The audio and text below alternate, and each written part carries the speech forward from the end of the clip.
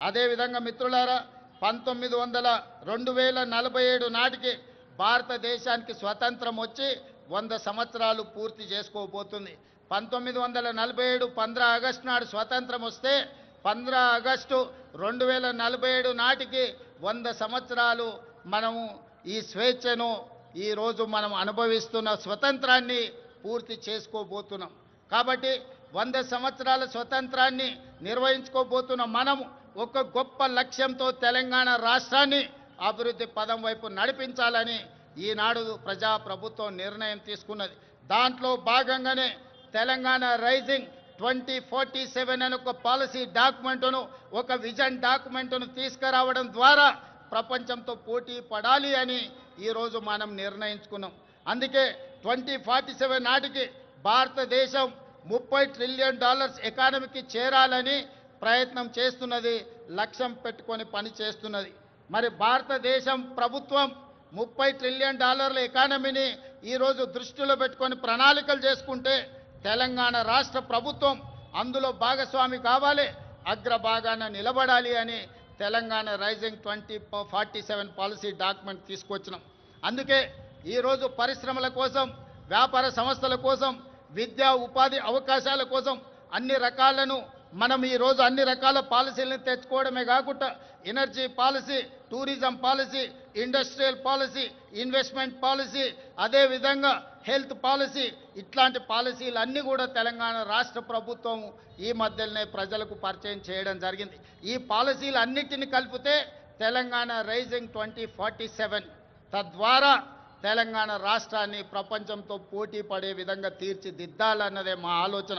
అందులో భాగంగా రాబోయే 10 సంవత్సరాలలో తెలంగాణ రాష్ట్రం యొక్క ఆదాయాన్ని $1 ట్రిలియన్ ఎకానమీగా మార్చి అదేవిధంగా 2047 నాటికి దేశం $30 ట్రిలియన్ ఎకానమీకి చేరాలంటే తెలంగాణ రాష్ట్రం $3 ట్రిలియన్ ఎకానమీగా మారాలి అని ఈరోజు లక్ష్యం పెట్టుకొని ముందుకు వెళ్తున్నాం.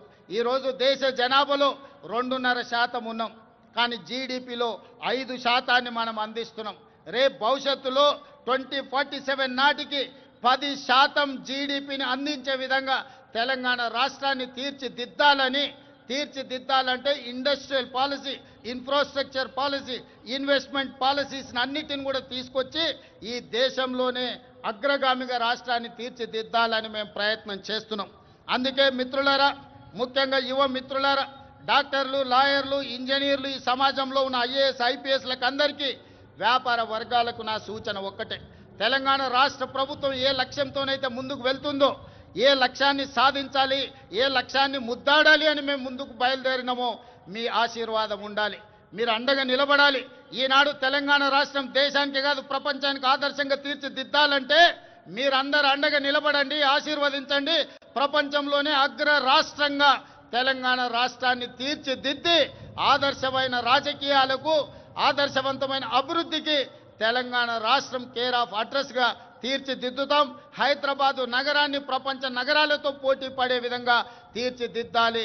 దీనికోసం నిరంతరం పనిచేసే ప్రభుత్వ సిబ్బందే కాదు, రాజకీయ సహచరులందరూ కూడా సంపూర్ణమైన సహకారాన్ని అందిస్తున్నారు. ప్రజలందరికీ 4 కోట్ల తెలంగాణ ప్రజలకు నూతన రాష్ట్ర ఏర్పాటు శుభాకాంక్షలు తెలియజేయడమే కాదు, భవిష్యత్తు లక్ష్యాన్ని దృష్టిలో పెట్టుకొని మనందరం కలిసికట్టుగా ఏకమై మనందరం కూడా ముందుకు సాగాలి.